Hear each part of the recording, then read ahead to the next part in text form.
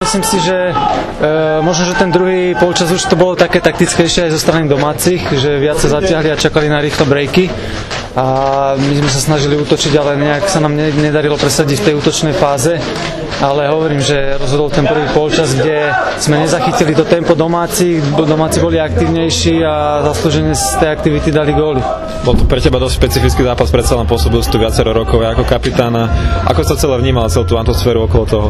Bol to pre mňa veľmi špecifický zápas, lebo som tu strávil krásnych 5 rokov, mám tu nádherné spomienky a som rád, že som sa tu mohol vrátiť aspoň ako v drese supera.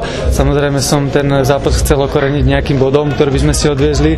Bohužiaľ sa to nepodarilo, ale som rád, že som si tu mohol zahrať znova na tomto štadióne, pretože je tu dobré prostredie a bol to naozaj špecifický zápas pre mňa. S ktorými chalami si ešte v kontakte, poprípade s kým ste sa ešte tak doťahovali?